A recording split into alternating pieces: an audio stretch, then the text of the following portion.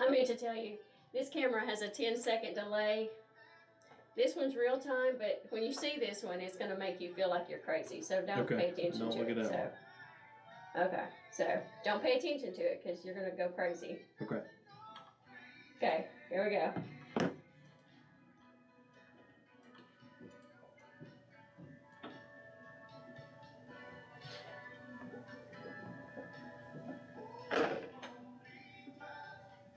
It's going to touch it, go crazy.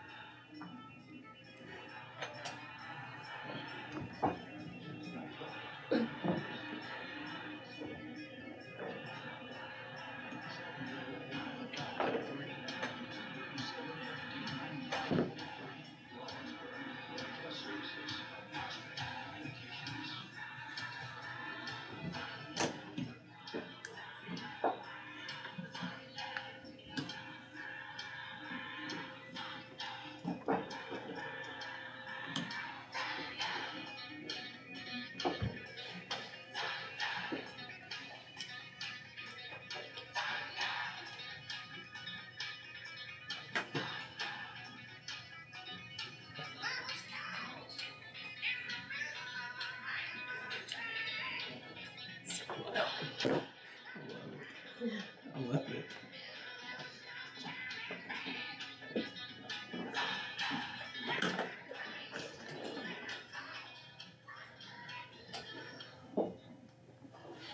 Okay, you may wonder what that is, but I'm going to tell you. We have guests in the studio, and this is the hour that belongs to Kip Capley. How are you? Hey, Charlotte, doing good. Welcome to Talking Tennessee with Kip Capley. I am your state representative if you live in the 71st District, Lawrence County. It is 5 o'clock. We are getting off work and we are ready here in the studio. I've got a very special guest with me today. We've got a lot of things we're going to talk about, but today I'm joined by the chairman of the Lawrence County Republican Party, Brandon Taylor. Brandon, how you doing? I'm doing great, Kip. Just got one question for you. Yeah. Whose idea was it to put you and I together in a room with a live microphone to talk about politics? We're getting desperate, I guess. No, it's great. Thank you so much for being my first guest here on the show, and we got a lot of really good information to go through, and I'm really excited. I think we'll do some good combinations of some local stuff and nationwide, statewide. We're going to take some calls and just kind of go through some different things for everybody. So tell us a little bit here for a couple minutes. Tell us about the Lawrence County Republican Party, what y'all got going on. And all right. Well, thanks for having me on. First off, I consider it an honor being here with you, Kip. We're good friends. Yes, sir. And being able to come in on your first show doing this, I'm thrilled. I'm pumped about it. Excited about what's going on in Lawrence County. On the fourth Tuesday of each month, 6 p.m., we have our monthly meeting at the Lawrence County Courthouse. This month, on May 23rd, we're going to have Richard Archie from the Tennessee Farms Association speaking. And, of course, we are pro-Second Amendment here in Lawrence County, and the Republican Party here is very pro-Second Amendment. And we're excited to have him here. We're actually going to hopefully be signing folks up with the Tennessee Farms Association as well. And he's going to be discussing, which I'm sure we'll get to in the next little bit, the special session here in the state of Tennessee, which is coming up that you get to be a part of. So that's some things that are going on right now. But we would love to have folks come out. It's the fourth Tuesday of every month, 6 p.m. at Lawrence County Courthouse. Awesome. You heard him, folks. Fourth Tuesday every month, Lawrence County Courthouse. I've been several times. I enjoy it. There's a lot of really good people there, and we're excited the Lawrence County Republican Party is back in the groove and got officers and got a great speaker coming up. So mark that down on your calendar, folks. That's going to be a good one that you will not want to miss, I assure you. So, folks, what we're going to talk about, we're going to start off, we're going to come hot out the gate. Title 42 expired, Brandon. As you know, Title 42 at the border. Our southern border is basically, let's not sugarcoat it, it's wide open. Absolutely. I mean, it is absolutely wide open right now. With Title 42 expiring, we've got thousands of people crossing over every day. They're unchecked. We have no background on them. We have no idea who they are. They're coming over in the masses, just absolutely flooding the border. Border Patrol can't keep up. It's chaos. It's chaos at the border right now, and it's going to be until we get a handle on this. I'm looking at something right here. Border agents have arrested a man on the FBI terror watch list amid the recent migrant influx. The terror watch list, folks. We have people coming across our border unchecked. We have no idea who they are. And they're pouring into this country, Brandon. What do you think about that? Well, I think it's a terrible thing what we're seeing there. Also, one thing that jumps out to me, and I was having a discussion with someone earlier today about this, and someone even sent me a video where a guy had put a video out talking about this particular topic.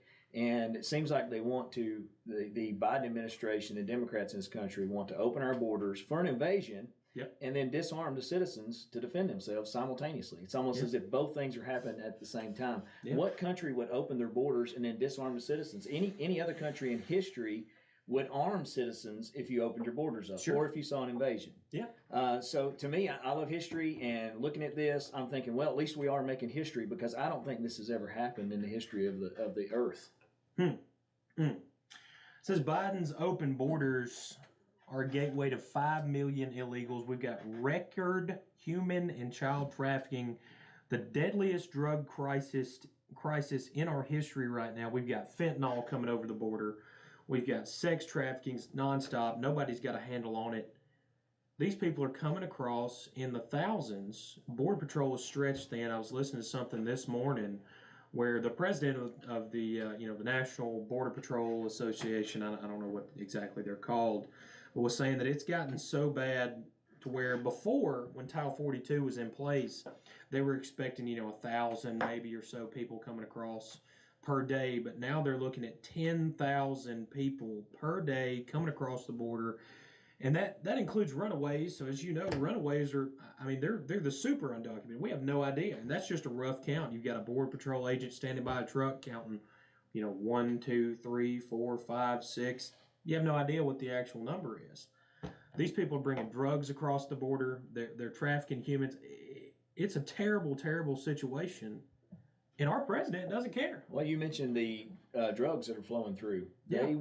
I believe that it's slanted to where the drug cartels are going to start controlling the border of this country. Yeah. Oh, absolutely. And they've already been in control of Mexico. Yep. They've ran that country. They've destroyed that country for what Yep. it is. And so we have asylum seekers coming here, coming in across our border, flooding our border. There's all kinds of human trafficking that is going on there. The drug situation is terrible. I know I've talked to a lot of law enforcement, and the meth that we see here in this country is not made in the United States. It's made in Tennessee anymore. Used to, we would see houses that would be burned out meth houses. Sure. I served as a firefighter for a few years, and we saw houses that would catch on fire, burn. You would hear about that. Yeah. Well, now they can make meth in Mexico cheaper than you can make it here, Sure. and then bring it across the border. Yeah. So, I think the drug cartels, honestly, I believe the drug cartels are in a part of it. I mean, get out your 10 full hats here, folks. But it does seem strange that we're seeing all these things happen simultaneously. And fentanyl is now coming into Lawrence County. Yep. It's been a big topic this year. A lot of deaths here in the county. I know the Republican Party, last month, we actually did a training for anyone that was at our meeting where they could receive Narcan. So better than 50 people left our Republican Party meeting with Narcan in their pocket, which to treat a fentanyl overdose. Yeah. And this is all a part or a symptom of the conditions of our border. Yeah, no, that's fantastic. I think, obviously getting your local folks involved and training them, letting them know what to do in those situations is super important. And a couple months back, I went to a kind of an informal seminar with several law enforcement agents. I'm sure John and several of the other sheriffs know more about this than I do, but they told me that I believe it was a year or two ago, maybe a little bit longer, fentanyl was $90 a pinhead. A pinhead of fentanyl is $90 per pinhead. And now, since the cartel has essentially got full-blown control over the border, drugs are flowing in, we've got no control of the situation. Border Patrol, they're stretched to their limits. They're demoralized. They can't fulfill their job. Now it's $10 a pinhead. It's killing tens of thousands of Americans every year. What's the Biden administration doing about it? Absolutely nothing. They're not doing anything about it. They want an open border. They want the drugs to come in and kill our citizens. What are they doing about it? Nothing. What are they doing to stop it? Nothing. Ted Cruz went to the border. Several of the other Republican senators went to the border back when they had the camps and the different things that were set up down there. And they tried to record. The Biden administration wouldn't let any press. They wouldn't let any cameras. They wouldn't let anyone to see the southern border when they had the camps set up. So Ted Cruz tried to record it with his phone, and Biden sent a staffer to try to block Ted Cruz from filming what was going on. So not only are they doing it, not a single thing about it. They're not doing anything about it. They're okay with it. But now they're trying to hide it from the American people. And I just have a big problem with that. I know you do too. But this is a serious, serious situation that I think people don't really understand. You know, we're quite a ways from the southern border, but we saw it on the news. We've seen it everywhere. All you got to do is tell the Biden administration where you want to go, and they'll fly you there. They'll put you on a bus, and you can go there. Well, what's amazing to me is all these cities that are declaring a state of emergency when a few busloads of illegal immigrants come into their cities, and we're seeing them declare a state of emergency, but yet thousands cross the border per day, and it's not considered a state of emergency in this country. And even in Lawrence County, you know, the fentanyl that's coming into this county, we had deaths here in this county this year. We've had several deaths. We're looking at maybe even having more this year than we've ever had in a calendar year. And that fentanyl came from Mexico. And of course, chemicals from China, which is another enemy of ours. And then coming through the country of Mexico, coming across our border. And we can't say it's not affecting us anymore. I think a lot of folks that live out in rural areas, especially Tennessee, it's not surprisingly that we are a red state, and thank God that we are. Amen. But we can become complacent until it starts to happen. And we see it as a drug problem until it's our granddaughter, our grandson, our neighbor, our brother, our sister that actually dies or is affected from these illegal substances that are coming across our border. And then it becomes a real serious issue, and we have a problem. Of course. And so it's personal at that point. Yeah. And that's what we're seeing here in Lawrence County. Yep, absolutely. We got a question that came in on this subject here. Is Tennessee going to be receiving any of the surge from the borders, and what can we do to secure our borders? So I think the first thing that we can, and we just kind of talked a little bit about that. Are we going to see a surge? Absolutely. Like I said, if any illegal individual comes across the border and they say, hey, I got family in so-and-so county in Tennessee, the Biden administration is going to send them here. They've made that clear. It's already happening. They'll put them on a bus. They'll put them on a plane. They're going to go where they want to go. So I personally, my feelings are, we're going to see an influx of people here in Tennessee. Thankfully, we've got strong law enforcement in all our counties, and they do an excellent job. I can't say that enough. I mean, our men and women in blue are fantastic, some of the best in the country. Amen. And what can we do for the Border Patrol? I'm just going to say it. Right now, the Biden administration does not care about our border. We've got to get some new people in office. We've got to get some new resources down to the southern border. We need to revitalize our Border Patrol. They're demoralized. They can't do their job. Right now, if they catch an individual that's illegal, that doesn't have drugs or anything else like that, they know they've come into the country illegally. It's a catch and release policy. That's right. We're not going to do anything to them. We're not going to put them in jail. We're not going to transport them back. It's open season for anybody that wants to come across the border. So right now, we just have to change our policies at the border. It needs to be shut down. I think Trump did a good job going toward building the wall, doing some different things, bringing more money to Border Patrol. It's important because our southern border, sex trafficking, child trafficking, human trafficking, any kind of trafficking that you can think of, drug trafficking, all those problems come in from the southern border, and right now it's wide open. It may not be a problem in our community as widespread as we can imagine right now, but if this border stays wide open, we're going to see serious things happening across the United States. It's very unsettling. Yeah, it is gonna affect us, and I'm glad you mentioned something about we have to get folks elected. Yep. One of the things I noticed a few years ago was I compared a vending machine to a voting machine. Yeah. And it's Yeah. because when you go up to vote, it's very similar to going up to a vending machine. You go up to a vending machine, you can get Pepsi or you can get Diet Pepsi. Mhm. And that's what I've noticed through the voting machines. You go up there and you start to vote. It's like, well, you've got one here, one's just got a little more sugar than the other, and that's what I noticed. And so we started getting involved. That's why I wanted to get involved. Yeah. And because I was disgusted with my choices. Of course. And so what we have got to do is we have got to get involved early right now, like right now for the next election cycle. Absolutely. And I'm talking to folks here in this county every day. We're trying to make contacts with other counties. We need to get involved, and we need to be a big part of who's going to be on that ballot in this next election cycle. Yeah. It matters. 100%. We cannot wait till 90 days out till election day and then say, well, let's decide who we're going to vote for. That is the mistake that I've made for many years of my life. Yeah. That's how we end up with rhinos in the Republican Party. Yeah. It's how we end up with hold your nose and vote policy. Yeah. We've all done these things. They don't work. They're failed. Here's what will work. If we get involved in this community, in this county, and I will say hats off to all the guys that are on our leadership team for the Republican Party here. Yeah, We've been absolutely. reaching out. Yeah. We were in 100%. Savannah, Tennessee this last week. Yep. You were there with Yeah, that it was a meeting. great meeting. Yeah. We had a couple of you guys there, but Yeah. 8 counties were involved in that meeting. But we've got to get involved right now and start selecting candidates. Yeah. So I tell people, don't complain to me that you want somebody replaced. Bring me a replacement, There you and go. we will get behind them. And let's help get the right people elected in office, just like we did with you, Kip. I mean, Yeah. I'm gonna brag on you a little bit here. You know, several of us are good friends of ours, and you know who I'm talking about. Oh, yeah. They could be in this room with us at any time. We Oh, yeah. saw you, we met you, got to see what your ideas were, and we just fell right in line. Felt like I've known you forever. Yeah. And you were elected. We need other success stories just like Kip Capley out there in the state, in our state representatives, our state senate, our next governor. We need to be talking about our next governor right now. I mean, we are in a state of emergency with this governor.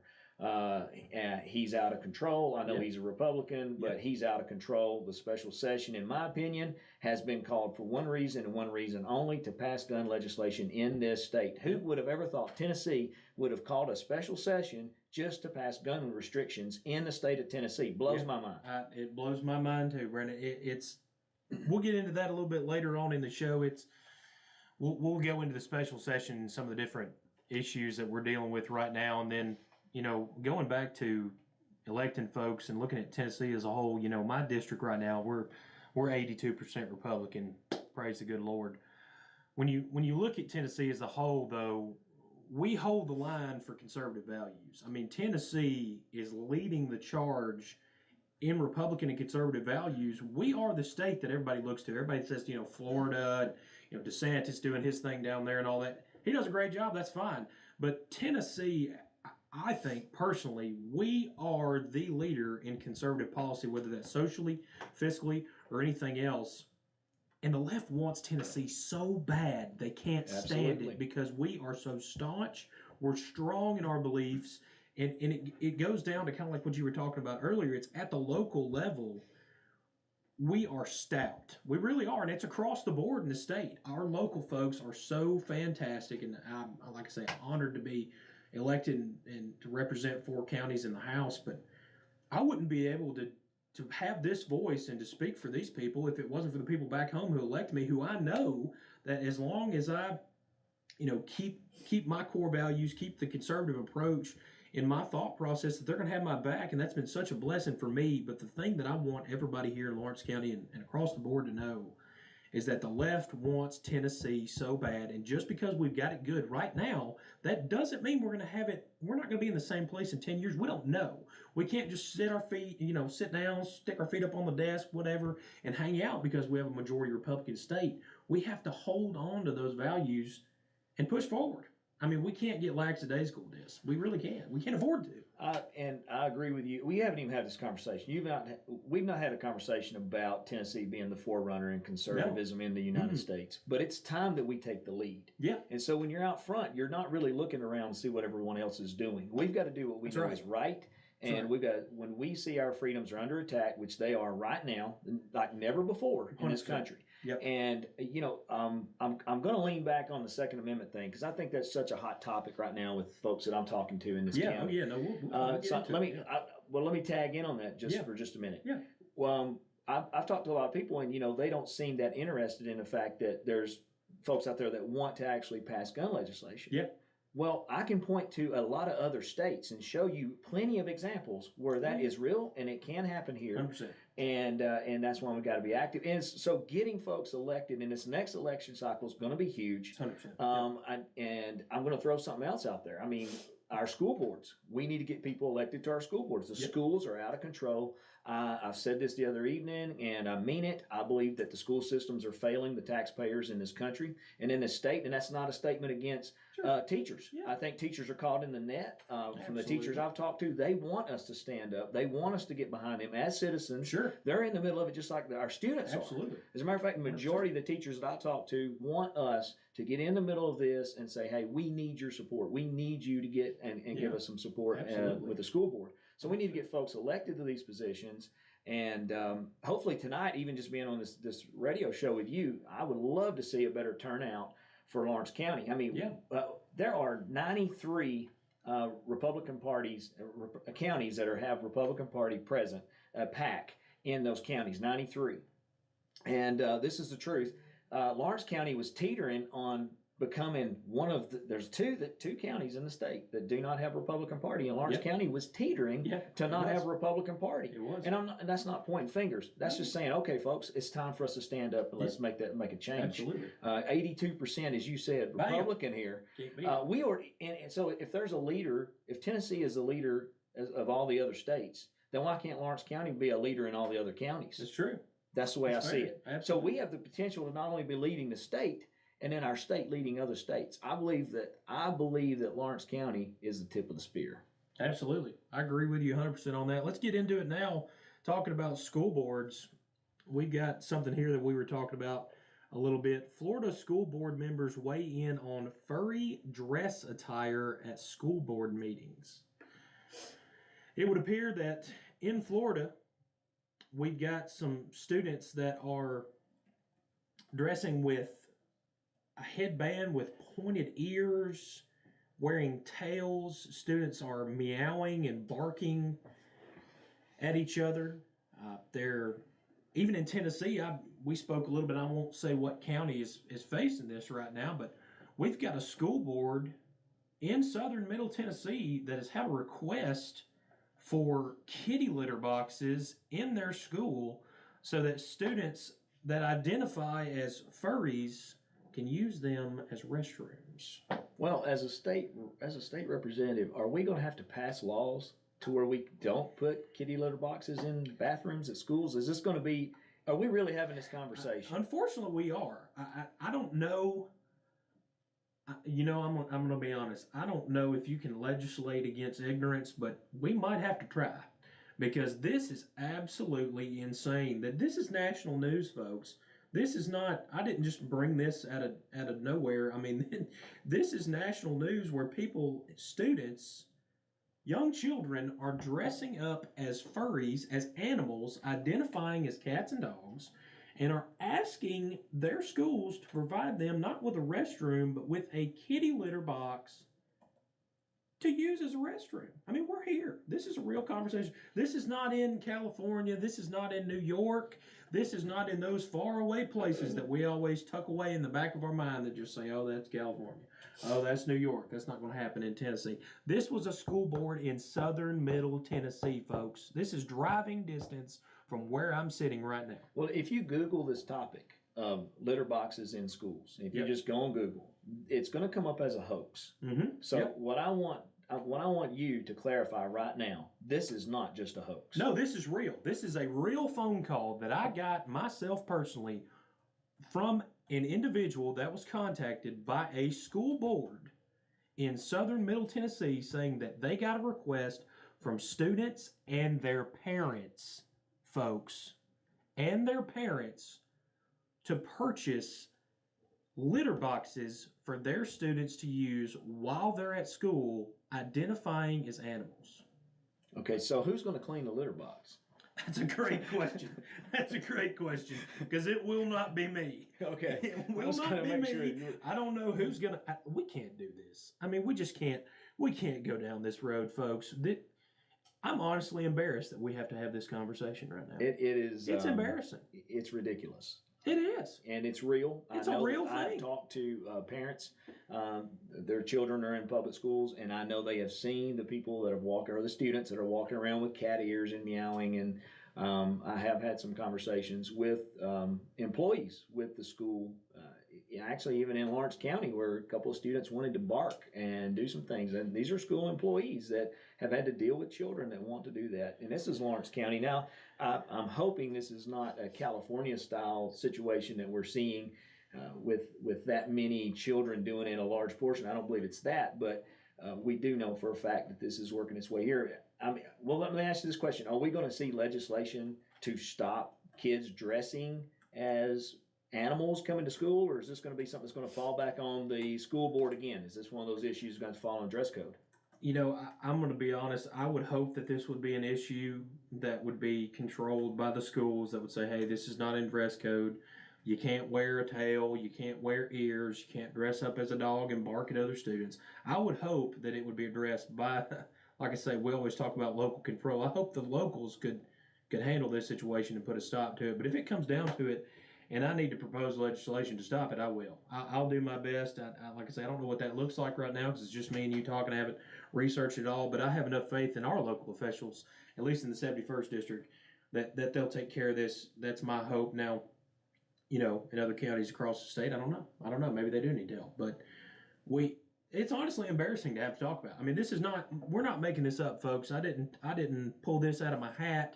I don't have a tinfoil cap on. This is real news in your area, that's local, that's going to affect you and your children. I promise you, I'm not making this up. This is real. So going back on another topic of education here, Brandon, I was reading something kind of interesting that, again, I shouldn't be laughing about, but this is just absolutely insane. The leftist ideology that's so widespread in our nation. A Catholic university in Minnesota is not telling students whether or not they will be assigned to their dorm with a biological male or not. So these females that are going to this school, that have applied, gotten accepted, I'm sure they were excited, you know, had a big celebration with their family. They're getting ready to start school, start their college career off, and they get hit with a school administrator telling them, when you go to your dorm, we're not allowed to tell you whether or not your dorm mate is going to be a transgender individual or not.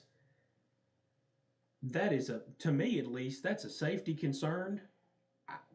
As a parent, how does that make you feel if you were put in that situation? Well, as a parent, I'm not going to allow myself to be in that situation. There you go. I can tell you that right now.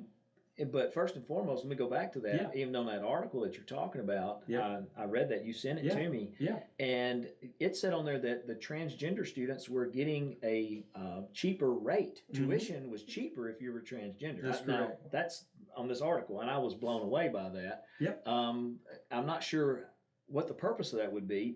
Can you figure that one out? Why it would be cheaper? I'm going to be honest. For a transgender student? I don't know why it would be cheaper for a transgender student over a regular, biological human being. But Brandon, it seems to me like we're creating a different class of citizen. What kind of rates are the furries getting? I don't know what kind of rates the furries are getting. Maybe they're getting half off. I don't know, because they don't have to use the bathroom facilities, obviously. They're using the it seems like we're creating a different class of people. It seems like if you're transgender, you get a different treatment than if you're not. And I don't think that's fair. And again, like as I said, the safety issue that you have to deal with, that of sending your daughter to a school and them not telling you if they're going to be put into a dorm with a transgender. I mean, it's a man. With a man or not? Yes, and that is actually happening. But what is the transgender movement doing anyways? To me, Kip, it is an attack on the women of this country. Sure. That is a full-blown attack upon them. It's trying to remove their status in society. Yep. It's trying to eliminate them from sports. Yep. Now they're being subjected to this, would never been allowed at any other time. That's right. So where are the feminists at right now? I don't know. Where are these people that are standing up for women's rights right now? So there is obviously an opening here, and I'll tell you this right now: I would love to see women step up into the Republican Party and get involved, run for offices. Absolutely. Because no one's taking up for them. 100%. And we need conservative.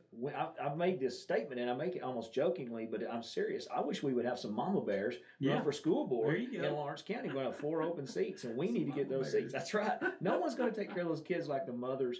But also, I don't see the men standing up for the ladies. I just don't see it. Thank God for my wife. She's awesome. She's wonderful. She's started a ladies Republican group here in this county, and her goal has been, and she said from the very beginning, she wanted to empower women of this county and to move forward, because it's not happening.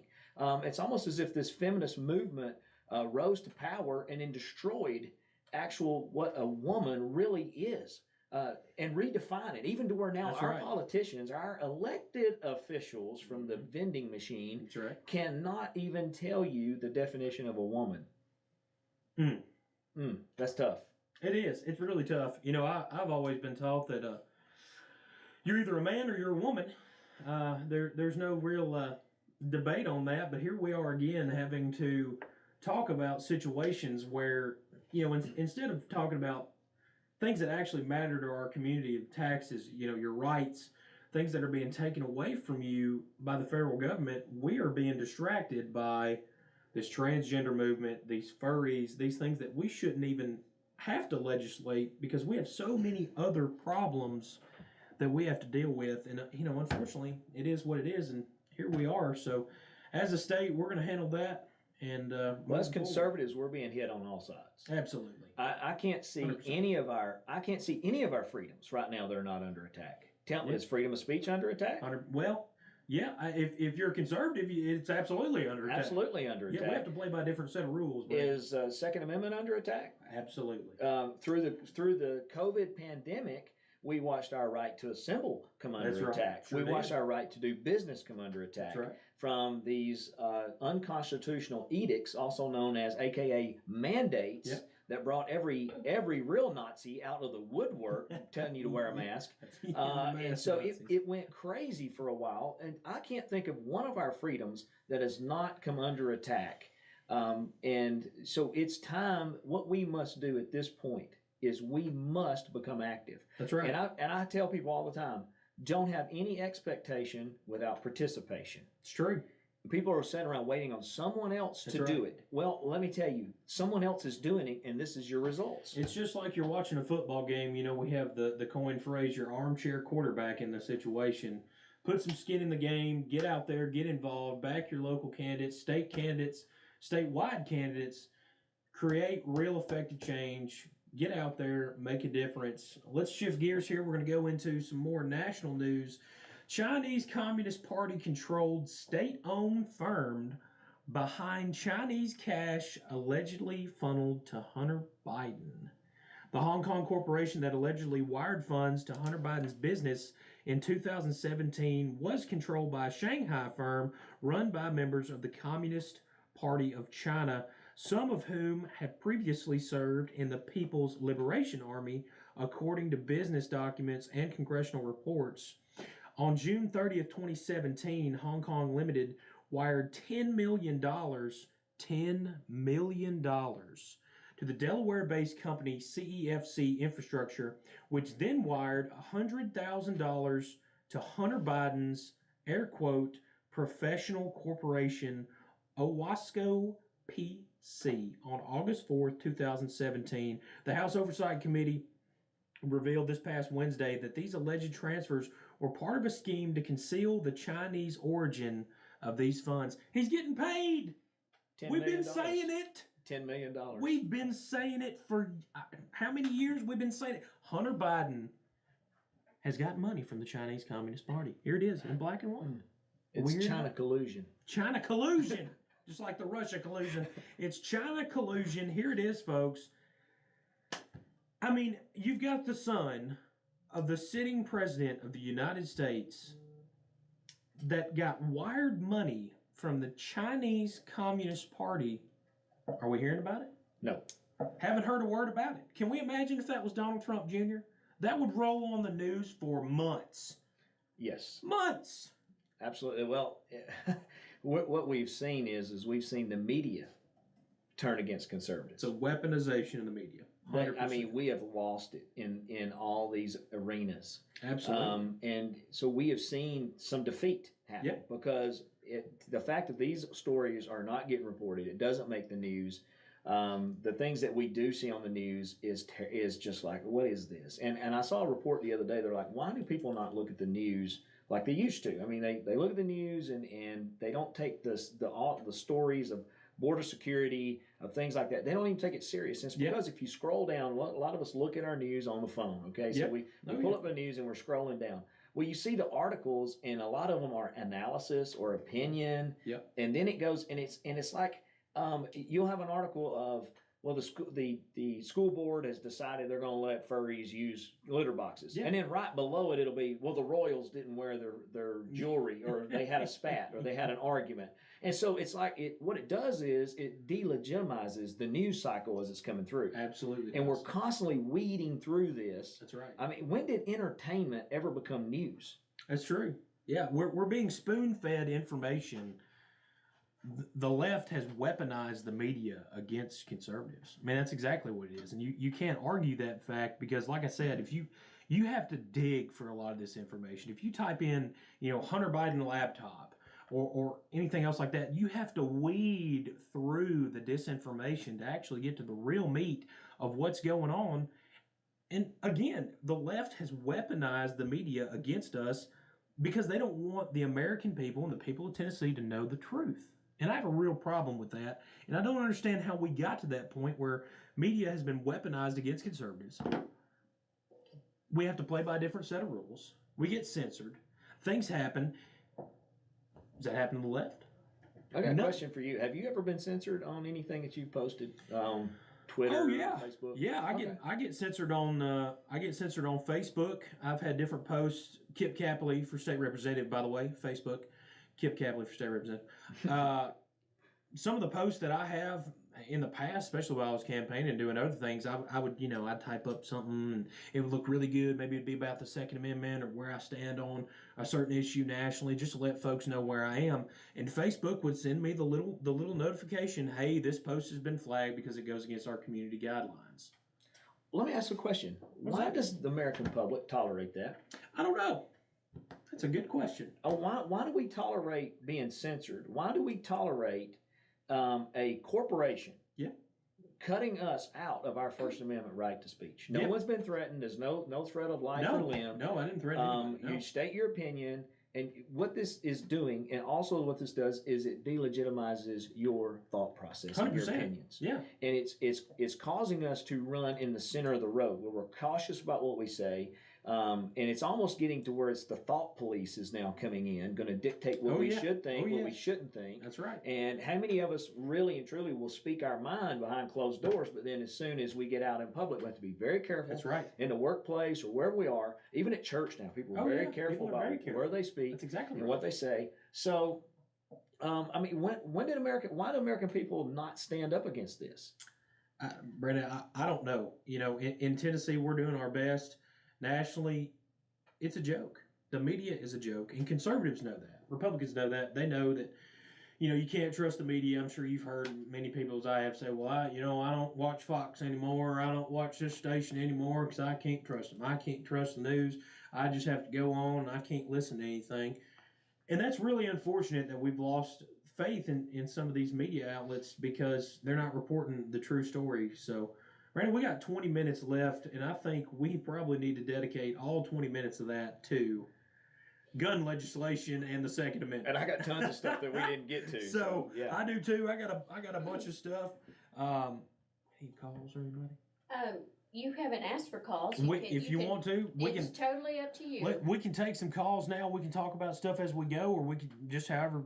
Yeah, let's take some calls. Let's take a call. I mean, we can ask for some, and if we don't do get that. any, you can keep rocking and rolling. We'll just keep rattling off and take 766-9393 if you have a call for Kip on any subject, I'm imagining. Oh yeah, anything. We can talk about anything. 766-9393. Or you can shoot them on Facebook. Yeah, Facebook. Yeah, absolutely.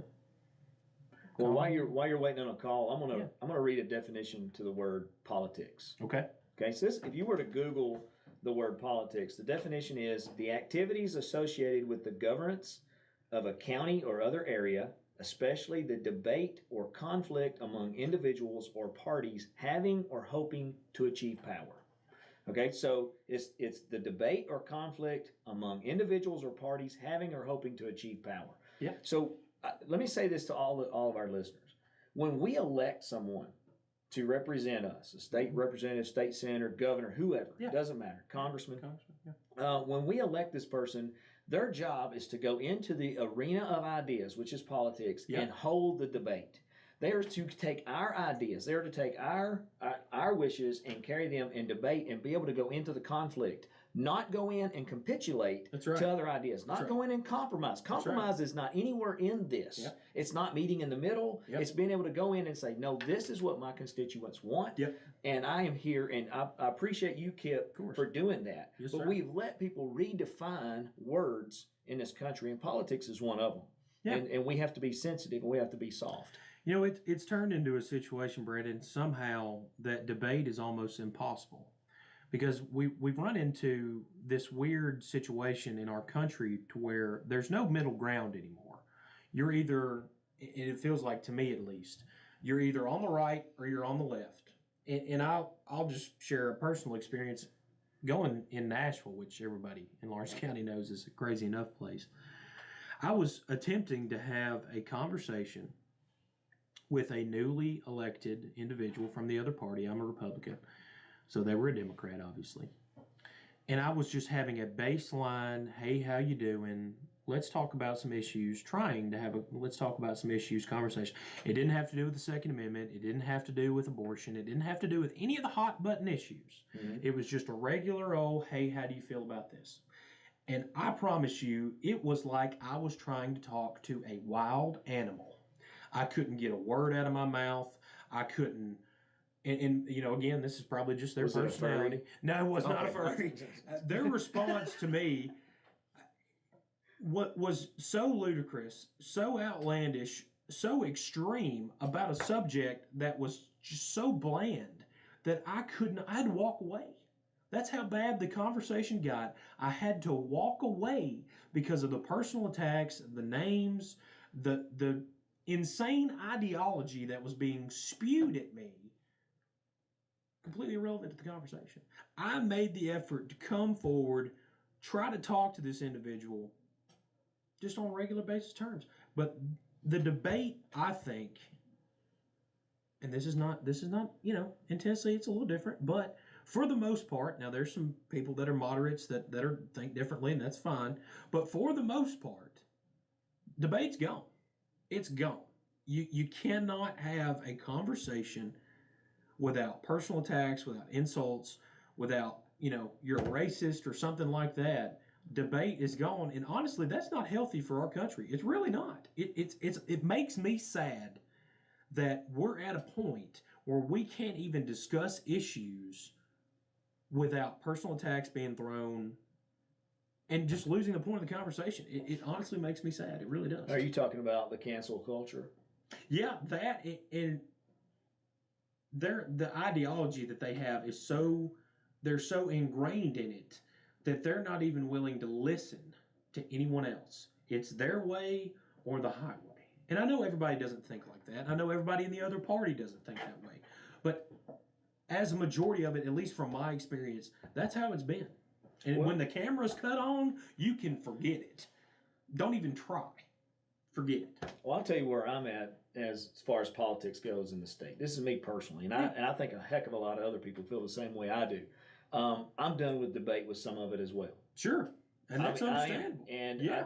if we can talk to folks, that's fine. Yeah. Talking about Second Amendment, I actually had a win a few months ago. I had a conversation with a person who was anti-Second Amendment. They're liberal. Yep. And I actually had the chance, and I mean, this is not a joke, I'm being honest with you. I explained the difference between a semi-automatic and a fully automatic rifle. Yep. They did not know the difference. Oh, yeah. They thought a semi-automatic meant fully automatic weapon. And it's sitting here in middle Tennessee, we would think that we wouldn't have that problem. That was a conversation here in Tennessee, Nashville, to be exact. It's going on the Second Amendment. there's certain issues that, I take a very conservative approach to everything that I do in Nashville, and there's certain issues that are near and dear to me that I won't compromise on, and the majority of the things that I think about, I won't compromise on. Which, again, I've been elected to be the voice of the people in their will, and that's what I think that I need to do. But when you look at the Second Amendment, it's very clear.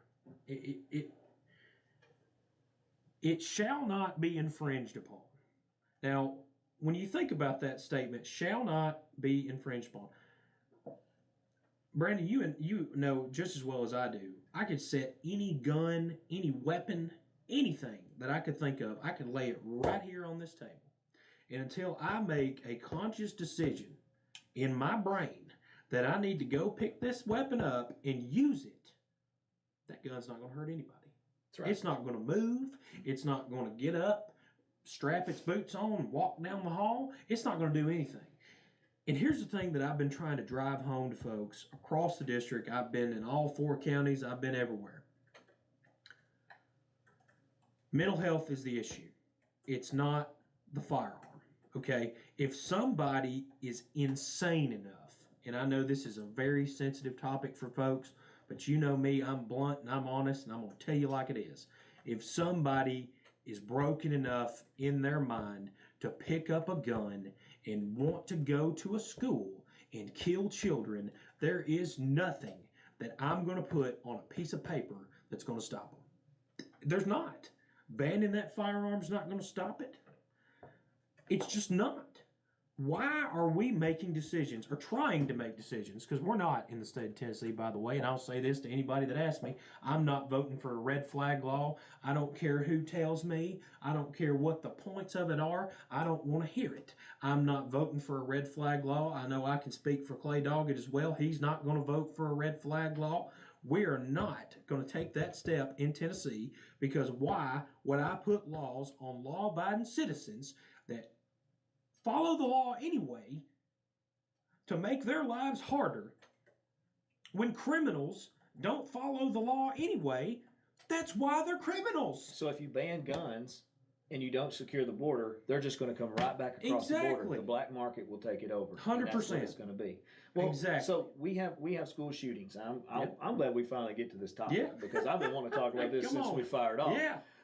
So we have school shootings across the United States. Yep. And what is the one thing that all mass shootings have in common? Where do they take place at? Gun-free zones. Gun-free zones. That's right. So we talk about the fact that we have gun-free zones in our courthouses, in different places where you have to have gun-free zones. Mm-hmm. But what do we have there? We have security, deputies, courtroom security. Yep. They're in place, so it's not a gun-free zone. It has an established security zone, is what it is. It's a secure zone, is actually what it is. That is classified as a secure zone. Now, the sheriff may call here and correct me in a minute, but if he does, I'm sorry. But it is a secure area. But when you have a school with no one that is allowed there, I'm about to say something that's not politically correct. So that's fine. Brace yourself. Okay. The way you stop school shootings is you start shooting school shooters. There you go. And once that happens, when someone walks in, and I'm going to get real politically incorrect. Come on. Mental illness, I don't care, whatever. Yep. You are a threat. Yep. You have to eliminate the threat. 100%. And when that happens, it won't have to happen a lot before you'll start seeing the school shootings go away. Yeah. Even the school shooting in Nashville, we know very little because we can't get the manifesto we're released. Working on that too, folks. I didn't mean hit that. No, we're working on that too. And I know you are, and I appreciate that. Absolutely. But even in that situation, we know that shooter, or we believe to be fact, that shooter went to a school, but it was secure and chose to go to a school that did not have the type of security the previous school that she went to first. That's true. And that was a she, by the way. What is a woman? 2 X chromosomes. Let me go ahead and define that. That's right. You know, I don't hear of many what the left likes to call mass shootings in police stations. I don't hear of mass shootings in gun stores. That's right. I don't hear of mass shootings in any hard target areas, because that criminal's going to know, hey, I can't go in here because these people are armed to the teeth and I'm going to die. The only way, I think, or one of the only ways, the state of Tennessee, we were fortunate enough this past General Assembly to sponsor and pass legislation in the budget that put an SRO officer in every school, in every public school in the state of Tennessee. I think that's fantastic. I applaud that effort. Voted for it. That's great. And if the counties already have an SRO officer in those public schools, and $75,000 will go to the sheriff's budget. Fantastic. Here's the situation. We have to make schools hard targets. They can't be soft targets, because if they're defenseless, if they don't have the proper security in place, and we, again, here's another conversation that we should not be having, but here we are again. You have to put things in place to protect these kids, because you can't legislate against evil. You have to make these places secure for these students. I know that makes people uncomfortable. I know they don't like their children being around firearms. I understand that. But if you educate them around those things, you make schools safe. You have to put the message out there that, hey, if you come within 100 yards of this school and you're armed, you are not going to make it. That's right. That's it. You're just not going to make it. It stops there. So that's my opinion. I was fortunate enough to sponsor legislation this year that would arm teachers. I know that makes people uncomfortable too. Not me. And I appreciate that. There were things in place in that piece of legislation. I hope it comes back soon. It would be required training for the teachers, the chief of police, the sheriffs, the school board.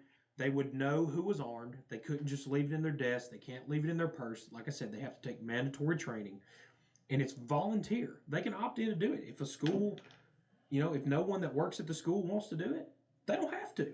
Right. They don't have to take that option. But if they want to, say you got a softball coach or a volleyball coach or a baseball or football coach that wants to feel like that they can take this opportunity to further protect their children, it gives them the opportunity to do so. And I think that's a good step in the right direction, as well as the SROs. Well, you know what that does, and I'm gonna jump into something that we don't hear. And I hang out with people that are pro Second Amendment every day of my life. I mean, you and I, we're friends, just like everyone else. We're like-minded individuals. Absolutely. But we don't hear anyone talk about the 10th Amendment. Yeah. And the 10th Amendment, I'm gonna read it, is the powers not delegated to the United States by the Constitution, nor prohibited by the states, are reserved to the states respectively or to the people.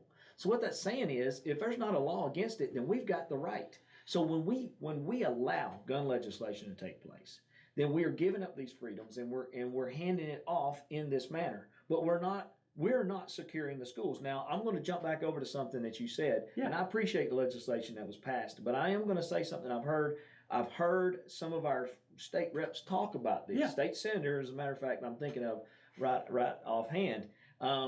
And I'm not trying to nitpick people, but let me be clear on this. Yeah. They're talking about they harden the schools, or the states harden the schools, and they define that as, well, we put new locks on the doors, or we put bulletproof glass on the doors. Let me be very clear. That is not hardening the schools. 100%. And so that is not going to happen. Let's look at the example of one of these trucks that runs the one of these trucks that hauls money. So let's just take one of those. These bank and transfer trucks. Well, okay, they're bulletproof, but the guy inside's armed. Yeah, to the teeth. So if the truck being bulletproof, why does he need to be armed? That's right. That's a good point. It's not going to work. It's not effective. It's going to cost money. Yep. And I'm sick to death of these laws trying to pacify people who already are after gun owners. They want gun locks on gun locks. And we all know what that is. That way, if someone gets a hold of your firearm or steals it, then they go and commit a crime. They're going to hold the gun owner liable. Right. I'm telling you right now, I will not stand for this. No, I won't. And I'll go one step further. Any of our representatives in this state that go up and vote for gun legislation, I can make you a promise. We're going to try to find a replacement. There you go. There you go, folks. Going to find your replacement. I'm not for any red flag laws. I don't believe in any type of infringement on the Second Amendment. This is a very unfortunate situation that we've had to deal with. And I hate it for the families. I hate it for the lives that were lost. And I promise you, I prayed for those families. And that's a whole lot more than some of these people that are griping and complaining have done. I can promise you that. And on top of that, here's a big issue that I have. You harp about gun legislation, and you're concerned, as far as I'm talking about people that are on the left of us, not me and you. They want to take our guns away, right? But when we don't want to do that, and we come up with alternative ideas that will actually make the children safe, they complain about the inconvenience of it. So what's more important, inconvenience or keeping children safe? So we got another question here, Brandon. How does this work? You're gonna like it. I don't understand the question. Yeah, that was You that was didn't get rough that there. translation. And I did not get it. I don't know if you want to jump right into this this late in the conversation. We really we got Talking about the okay, so we got a question here on the Tennessee 3 with this is like a 30-minute conversation. Right? yeah, it is. I knew when we only had 1 hour, we were in trouble. Yeah.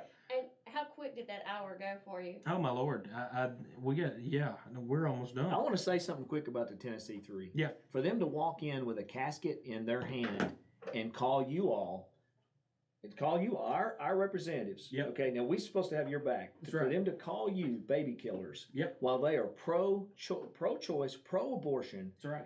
is absolutely evil. That was an evil move. I want to say for what it was, and we've got your back here in Lawrence I County. appreciate it. Let me say something about the Tennessee 3. What they did was not peaceful.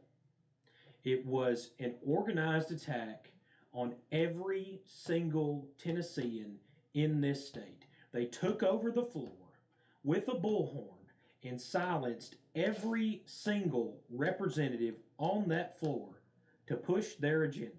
That's the bottom line. I was there. I saw it with my own 2 eyes. I don't care what you saw on TV. I don't care what you read online. I watched it. They silenced the voices of every Tennessean in this state, and it was pathetic. Absolutely. They're not there for their constituents. They're not there for whatever cause that they want to claim to be there for. They're there for themselves, for their likes and their views on social media, and to propel themselves up. That's the bottom line. I watched it. I saw it unfold. Clay Doggett was there. He shares the same opinion. They silence the voices of all Tennesseans to push an agenda to further themselves. That's exactly what happened. Well, and as citizens of this county, we're not just going to stand aside and just let that happen without Amen. repercussion. Amen. That has been a game-changing moment, and we see what's happening, and we support you guys, and we support Clay Doggett as well. We're thankful Absolutely. for him. He's a good friend of mine. Me too. Appreciate you guys being up there. I'm woke. I'm not woke, but I am awake. Amen. And let me say it again. I'm not woke, but I am awake, and it's time for a lot of people to wake up in this country. Absolutely. What It about sure the is. second part of that sentence?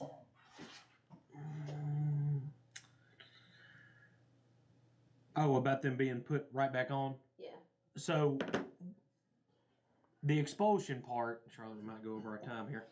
Well, just today, Okay. this is the only week we can do it. Okay, just today, we're going to go over. I mean, All right. just today. Just today, only time. No other time. Okay, all right. I'll start at the beginning. When we had this plan, right? When they broke the rules, the chaos happened. They were throwing stuff at us. People were getting tackled. All the craziness that you have not seen in the media, by the way. We knew that these individuals had to be punished. And as far as our rules go, you got 2 options in the House. You can either silence them anytime that they talk, but it has to be each individual time. And I don't want to use the word silence. You have to discipline them when they break the rules every single time they stand up to talk, which could be, 50 times in a morning. Or, and you can take their key cards away and their parking spot and all that, but that's not going to work because the other Democrats just let them back in, so that's useless. Or you can vote to expel them. So with all the information and all of, several of the House members that came together, we knew they had to go. They had to be punished for what they did. So myself, I voted for all 3 to go. Clay Doggett did the same thing. We voted to expel all 3 of them. Now, we only got 2 out of the 3, which we knew that was going to happen. Well, we didn't know that we were only going to get 2 out of 3. We thought we were going to get 3 out of 3 because, through conversations, you kind of feel out how people are going to vote, and we assumed that we had the numbers. We only got 2 out of the 3. We didn't get Gloria Johnson, which, of course, she was a Caucasian female, and we voted out 2 African-American males. Now, the media took that and spun it as, the Tennessee House Republicans that voted to expel these people are all racists and da-da-da-da-da.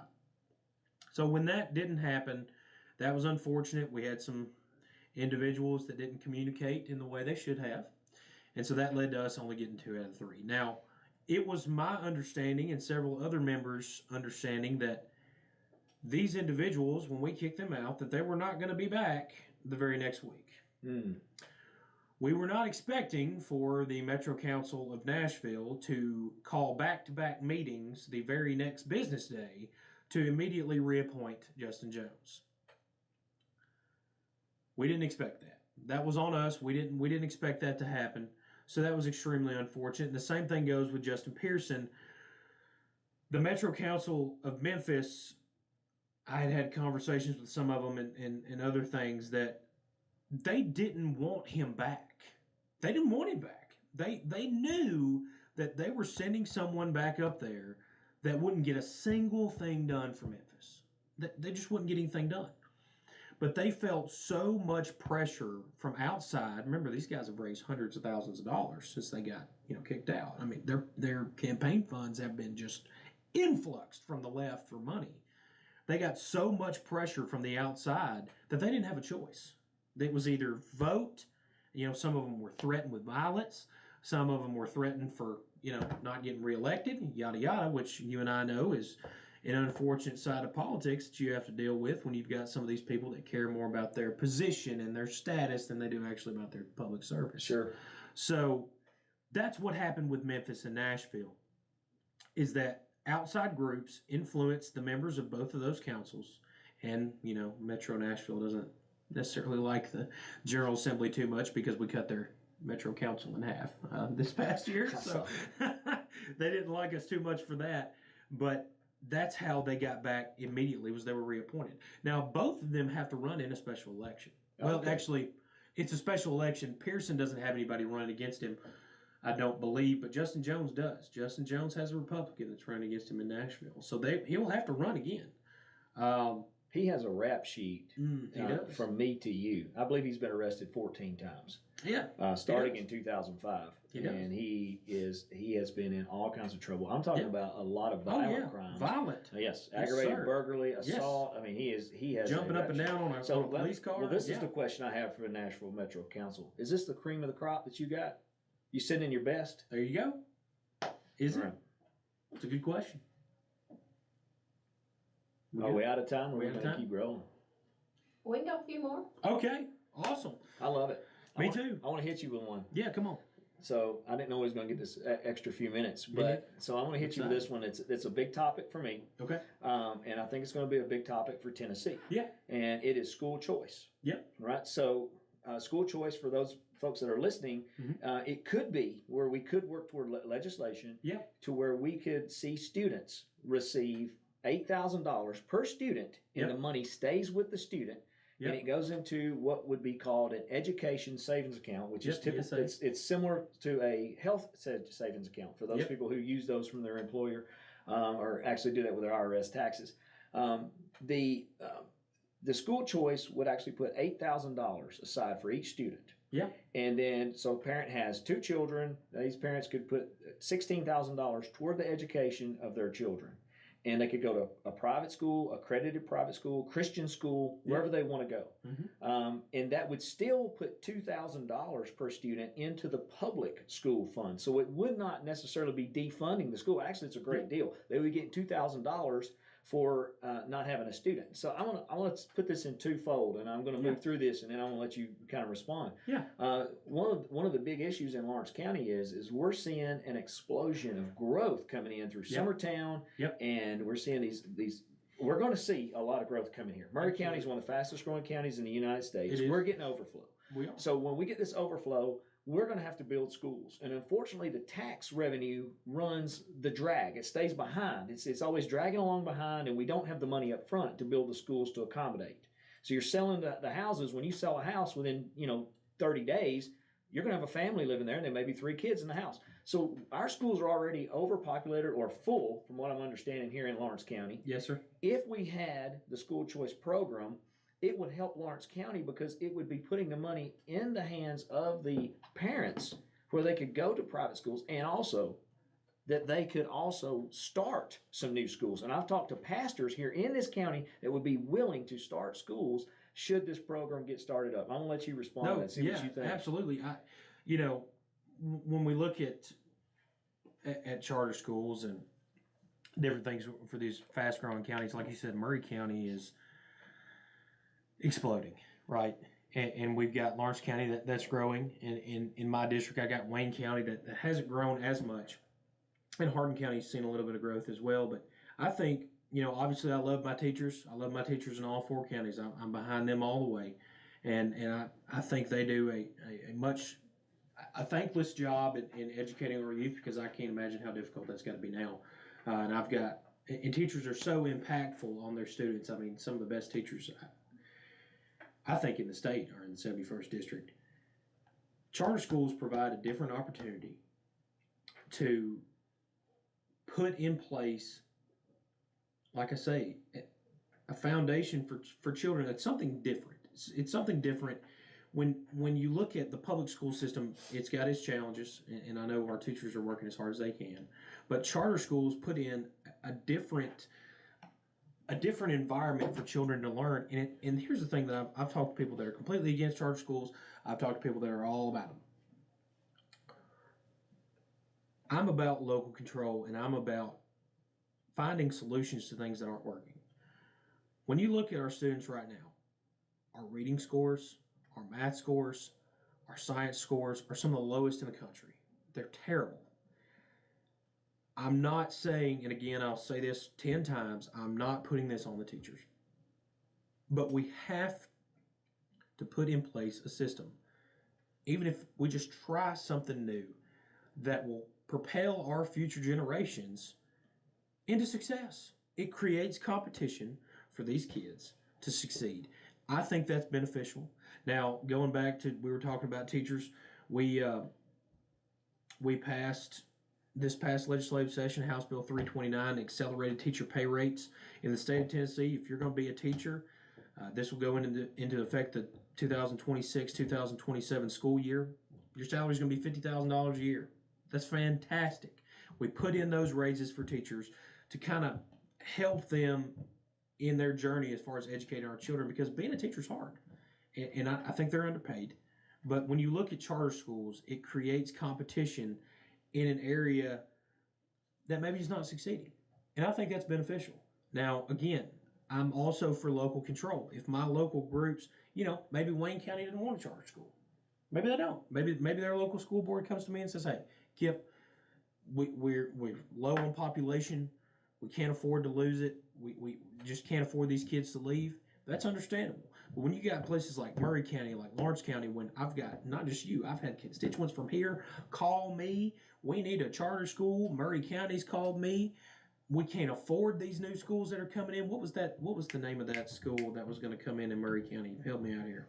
Do you remember? You know who I'm I don't remember. I remember the one you're talking about. It was a charter school that was coming in Murray County that they were willing to build a $56 million elementary school for nothing. No cost to the county. No cost to the county. It's a brand new school going to come into Murray County, ready to go, accepting students. The decision fell on the school board. That's right. It always falls back on the school board. It falls on the school board. Here we go. I'm not politically correct. Come here we on, go. hey. So most of your school boards are overloaded with retired teachers who are part of lifetime members of the teachers union.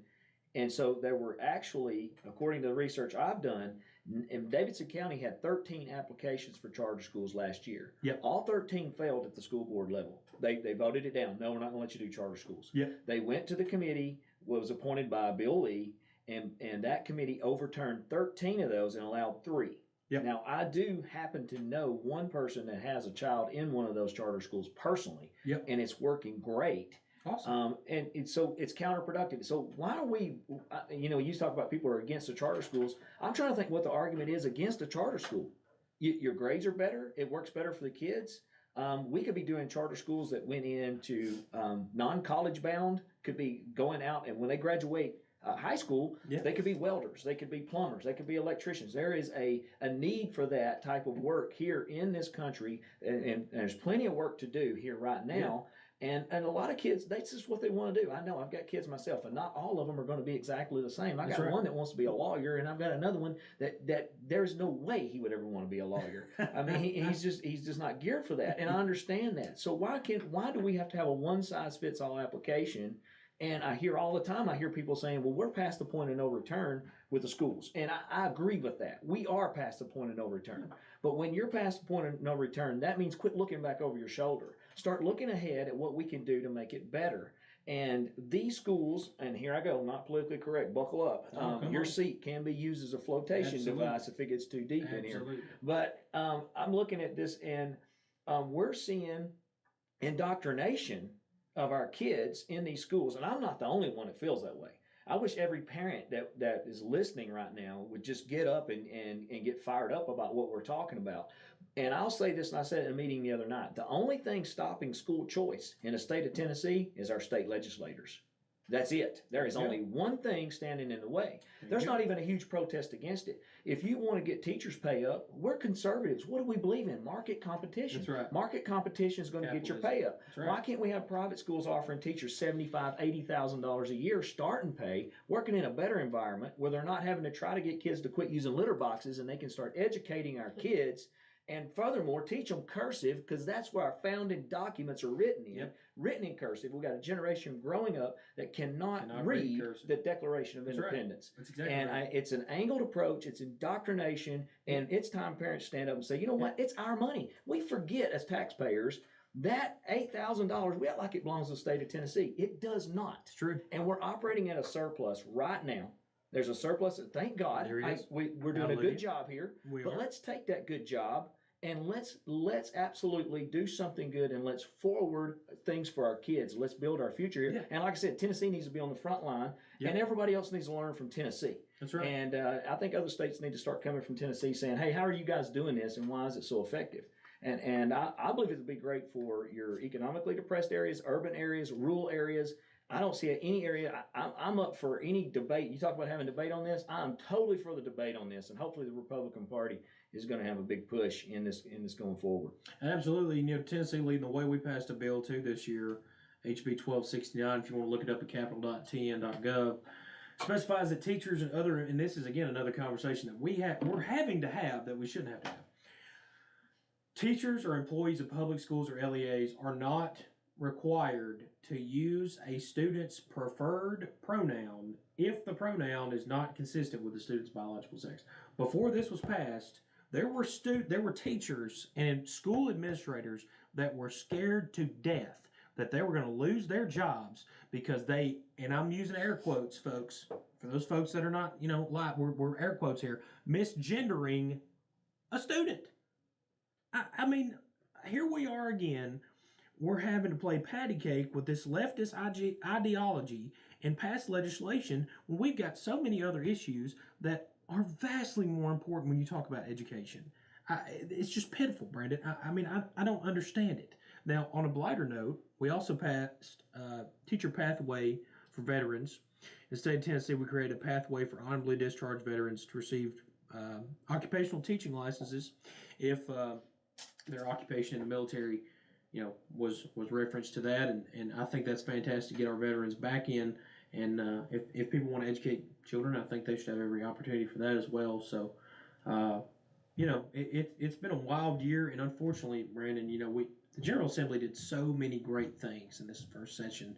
Being a rookie, I can't compare it to anything else, but we passed so much good legislation. We helped our teachers, we helped our law enforcement, we increased rural development, we helped our healthcare folks, but you're not hearing about any of it because it's been overshadowed by this leftist propaganda, by the gun grab that we're seeing, and I'm doing my very best, folks, back at home to keep my blood pressure low about. We have to stand strong as a state against this mess. I mean, they're coming at us from all these angles, and we have done so many good things for this state. We've got a budget that's got a surplus. We're fiscally sound. Our Speaker of the House has told the federal government, we don't need your money for education. We don't have to have it because Tennessee is fiscally conservative, and we know that if something happened and we had to say, hey, Biden, sorry, we're not going to take your money for education. We don't believe in what you're forcing down our throat. We don't have to do it anymore. But you don't hear about any of that. You hear about the Tennessee me, is what I like to call them, because they're all about themselves. You hear about red flag laws, which is we could talk about for 3 days.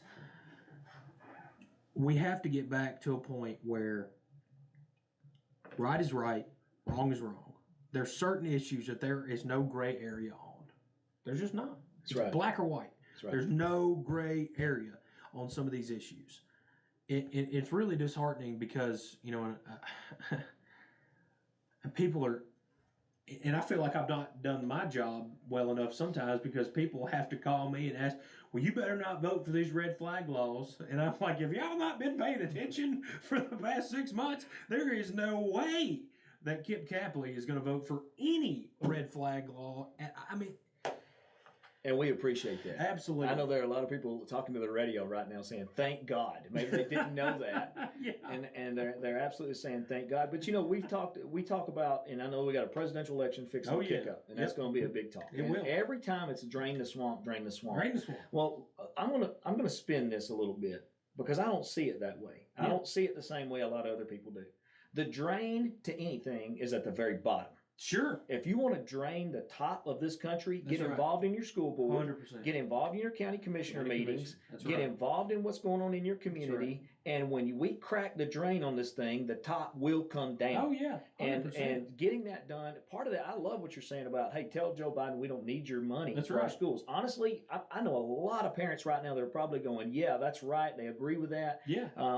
Screaming at the radio again. Yeah. But what we need right now is we're going to have to focus on 3 things in the state of Tennessee, and it's going to be our schools. Yep. Okay. Our drug epidemic that's going on. We don't have a homeless problem. We have a drug problem. That's right. And some people do need mental health. Sure. But they want to talk about mental health for gun owners. It's the mental health of the people who are on the streets who are self-medicating That's right. with all these different drugs. I know. I mean, right. we're seeing trank. I've talked to these people. Trank is the next thing coming up. If your listeners don't know what trank is, they need to go look it up. Go look at Kensington, Philadelphia. Yep. And go look at those people. They're literally calling them walking zombies. Go look at what Trank's doing. They use it in Lewis County, use it in Hohenwald to sedate elephants. That's what they use this drug for. As soon as they shoot it up, they go into just a trance right there. It is already in Hickman County. Oh, that's what one of the state guys told us at the last Republican Party meeting when we were talking about the fentanyl. And here's the thing, Narcan doesn't even touch it. This is another problem. Narcan will not affect trank. Wow. You can do a dose of Narcan, will not affect it. If they're mixing it with fentanyl, it will help on the fentanyl end of it because it's opioid. Yeah. But otherwise, it's not going to have any effects. So these are all issues related to our border, related to what's going on. And if we don't get involved, this surplus that we're all so proud of, it's going to go away. Sure. Because the problems that are coming are not going to work. Yeah. And I'm gonna throw one more in here. Come on. And that is the fact that we are going to have to get ahead of the growth that's coming into Lawrence County. Sure. And I know I don't even want to say the CODE word. Uh-oh. Okay, I'm not talking about that one. Okay, we're talking about how are we going to fund the schools when they come in. Codes don't raise funds, okay, by the way. They cost money. They don't. That's right. But we have to be thinking about this. And part of that is going to be on the school choice program where we're getting ahead of this. We won't have to build schools if the kids aren't going to schools. The private schools will build the schools. It's going to save the taxpayers money. It only makes sense. It's time we get back to common sense legislation in the state of Tennessee. Exactly. And I believe we are. You guys are doing a great job. But when I see the special session called over Second Amendment rights, I mean, I'm livid. I'll just be honest. Well, I'm not happy at all with our governor. Charlotte, if we got a little time, I can break into that a little bit if you want me to. Okay. Do you want us to keep going? We can. You can go a little bit longer. Okay. 766-9393 if you want to call in, by the way. Every good ball game goes in 766-9393. overtime. That's right. 766-9393. The special session was called, we heard the rumblings of the red flag law, right? What's a red flag law? So a red flag law basically, and this is old country, Kip Capley explained it for you. A red flag law basically says that, say I owe Brandon Taylor money, and I know that Brandon Taylor's got firearms. I can call in to my local law enforcement officials, and I could say, hey, Brandon Taylor threatened to shoot me with a gun. Well, now, local law enforcement officers can go to Brandon Taylor's house. They can kick his door in. They can take all of his firearms away from him.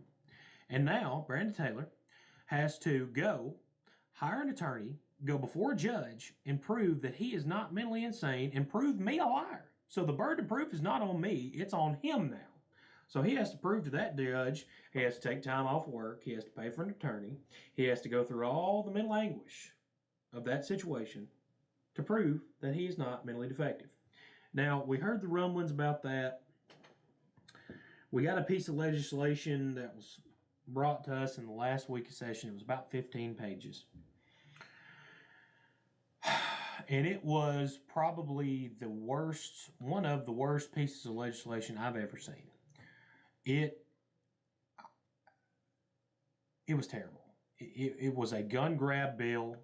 It created a situation where law enforcement, veterans, firefighters, anyone that had ever been diagnosed with PTSD could be susceptible to the red flag law. They'd be put on a list. So to me, that would disenfranchise folks. That would keep people from wanting to seek mental illness help. You say you have somebody that's really struggling with PTSD. Well, now they're afraid to go see a counselor because they're saying, hey, if he diagnoses me with PTSD, I'm put on a list. They could come take my guns. Yeah. And then on top of that, it created what's called no-knock warrants, which for the folks at home, a no-knock warrant means that and I know John Myers would not do this, but in some other counties in Tennessee, I don't know, the sheriff's department could come to your house, kick your front door in at any time with no warrant, without you knowing, and come take your firearms. That puts our law enforcement in harm's way, because I don't know about you, but if my door comes flying open at 2 a.m., I don't have a whole lot of time to think, and I know when I'm going to grab, and it's not going to be friendly. We cannot afford to do that. So the special session's been called for August 21st. We don't know the agenda yet. Obviously there's rumors of, we think it's for red flag laws. We think it's for this. Some people are saying it's for mental health. Some people are saying this and that. We don't know what the specific agenda is. But we can only, each member gets 15 new bill slots. We can only file bills and conversate about legislation that's germane to the topic that the governor calls. So I'll say this live right now in front of everybody. I'm going to try to propose legislation that pushes the needle further to the right. Amen. In our favor, because I'm not for infringing the Second Amendment. I am not for taking people's firearms away. Again, the firearm is not the problem. The person is the issue. And we talked about this 6 months ago when I was campaigning, or longer than whenever it was, when I was campaigning. When you give Uncle Sam your rights, it is almost impossible to get them back. Amen. We fought wars over it. You cannot get them back. We've got to be strong in our beliefs, and I would encourage everybody in Lawrence County, you don't have to worry about calling me or Clay Doggett. I can promise you that, because we're not voting for no crazy stuff like that. Contact other representatives. Contact some people that, maybe you think might be more on the fence about it. Call them. Call their offices. Email them. Wear them out. Let them know how you feel. Because I promise you, if they start getting 1,200 emails a day, they'll hear you. That's I exactly promise right. you they'll hear you. And Lawrence County's been doing that with some of our representatives. They absolutely have. Lawrence County Republican Party has been active, and we've seen other counties become active as well, and we're going to. Why can't this special session, why don't we see some legislation come out of this that's going to harden the schools and really put more protection for the schools? It's amazing. Democrats don't want walls and they don't want guns, but yet they're surrounded by walls and guns. That's right. They surround themselves by walls and guns. Sure. Every one of their houses has walls, and every one of them have armed protection walking around them. They never live in a gun-free zone. That's right. Democrats hate gun-free zones when it's for them. But when it's for us and our children, they're okay with it. And so I have a serious issue with this, and I'm glad you're talking about it. I'm glad you guys are going to be going up there. Personally, I'll tell you what I'd like to see. I'd like to see the session convene and take a roll call, and then someone call to actually make a motion to end the session and adjourn and go home. I would like to see this session fall flat on its face. Very well could happen. For this session to be called in place like this, I'm fed up with what I see. I understand. And so are a lot of other people in this county and this state. Now, and I'm going to say something while we're on the radio here and going out. If this happens and this legislation does go through, I will tell you who typically lets you down when it comes to firearm legislation. And this is sad because I'm one of them. It's the hunters. Yeah, that's true. The hunters let you down on Yep. firearm legislation. Yep. And because we hear the crazy, just illogical talk coming from the left about these high-powered military grade weapons you hunt with. No one hunts with military grade weapons. No, and so hunters don't feel like they have time to even engage in the conversation. Yep. And they don't get active, and they don't think it's going to happen. But then when we talk about banning semi-automatics, they're talking about your 30-06. Mhm. They're talking about banning your 270. They're talking about you using a bolt action from now on. Oh yeah. And I'll tell you one step further, if they ever get to where they ban a semi-automatic, the revolver's next. Oh yeah. 100%. Because the mechanics of it is very similar to the way they work. It's an auto-loading weapon. The trigger action. And once they figure it out, they just hadn't figured out it's the same thing. Liberals don't know anything about firearms. And and what I want to encourage is the hunters in this area. And I know you're out there. You hunt, you fish. You got a gun in your truck. I'm with you. I know who you are. I appreciate you. But we cannot stand aside during this time. And you said the session starts on August 21st? August 21. Okay, that's the start date. It could be, like you said, we could go in, gavel out, be done. It could be 2 weeks. It could be 3 days. We have no idea. Well, let me say this, and I'm going to borrow this from one of my friends. So this is not, I didn't come up with this one, but he told me I could use it. Okay. Early voting starts on August 21st. Boom. Early voting is going to start on August 21st. Any of our legislators go up there and they actively work to take away the Second Amendment is established. We want to have a debate. I'll tell you something about the debate on the Second Amendment. It's already settled. Yeah. That debate's already been had. Done. You're right. That's done. It's okay, done. so we don't have to reopen that one up. It was locked in. That's right. And so that's what we have. Now, if we have a problem with firearm crime, if we have a problem, we have to work around that to protect our rights. It's funny. We see people that'll take us SUV and drive through the middle of a parade, running over children, grandmothers, and drive. And no one stepped out. Not one person stepped out and said, "I believe we should ban SUVs." Yep. Ford Motor Company needs to be banned. Not one person. Because people are dying in DUI accidents and people are getting run over. We need to ban trucks. We need to ban SUVs. You can only ride around on a bicycle. That's the only solution. It's the same train of logic in a different form. Well, another one is if laws work, then why don't we outlaw drugs? Yeah. Let's just ban drugs. Why don't we have this fentanyl problem anyway? We should pass a law on that. There you go. And then here's what happens: the law-abiding citizens follow the laws, and the outlaws go ahead and live however they want. Criminals don't follow the law, folks. That's why they're criminals. I mean, if they followed the law, they wouldn't be criminals. And they run for office in Davidson County. I'm sorry. And there you go on that one too. We don't know how long the special session is going to be. We have no idea. We don't know the topic. I'm sure that'll come out here in the next couple of weeks. And I'll let everybody know, try to keep up with me on Facebook, Kip Capley for state representative. I post on there. If you want to go to my website, votecapley.com. I'm pretty easy to get a hold of. All my contact information's on that stuff. And reach out to me, please. I want to hear your thoughts. I want to hear what your opinion is on the certain things, but we're not going to fold. We're going to hold the line, and I honestly want to push the line back. I think let's push it forward. Well, back, forward, however you look at it. Anytime somebody picks a fight, you got to be willing to go in there and deal with the conflict. And they have they have provoked this and set about bringing this conflict out. We appreciate you getting up there and doing what you do. And I appreciate the Lawrence County Republican Party. Yes, sir. I appreciate our director, Jared Menz. We have two vice chairmen. We have Wendy and Tom Cunningham. I appreciate them. Our secretary is Lawrence Sutton. And our treasurer, I appreciate her, Cindy Clark. I appreciate all them. My wife, Rebecca, I can't tell her thank you enough for supporting me and starting the Ladies Republican Party. She's doing a great job with everything she's doing and just a wonderful mother. Awesome. And this is a great place to live. And it's up to us to make sure that remains that way. But it is a threat. It is threatened. Remind everybody when the next meeting is one more time. It's going to be on May 23rd, Tuesday at 6 p.m. at the Lawrence County Courthouse. And we will have Richard Archie with the Tennessee Firearms Association being there. And I believe he's going to be a real crowd pleaser. Yeah. I'd like to see folks show up en masse and let's pack our courthouse out. Let's show who we are. This county belongs to the citizens. It doesn't belong to the government, and this state belongs to the citizens. And we are one nation under God. Amen. All right. God bless y'all. Thank you so much. All right, so we'll see you back this time, 5 o'clock next week. Yes, ma'am. 5 o'clock All next right. week. Appreciate you guys. Thank you. Serving Lawrence County since 1951. This is WDXE Lawrenceburg. Are we off? Guest service of Prospect Almost. Communications. It's over. I'm Lisa Lacera. That was great. Hold on, we're still. No, we're good. Yeah. Into a Russian connection with the 2016 Trump That went really well. included.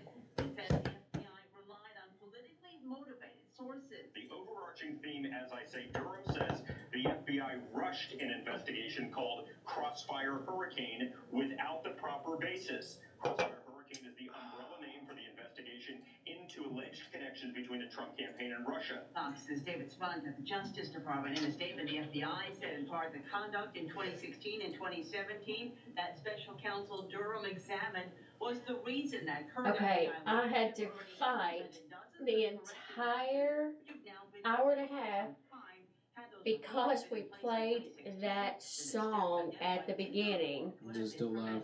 No. Does it say live? Facebook flagged it. I'm not streaming anymore. Facebook no. flagged the music because I played that AC/DC song. What? It said I didn't own the rights to the music. Ah. It flagged me. Oh no. I still got it all recorded. We're still on the radio. YouTube went live. But, I mean, so it all recorded. But Facebook had a hard time with it. And so Just got a text, we're still on. We're still on? streaming.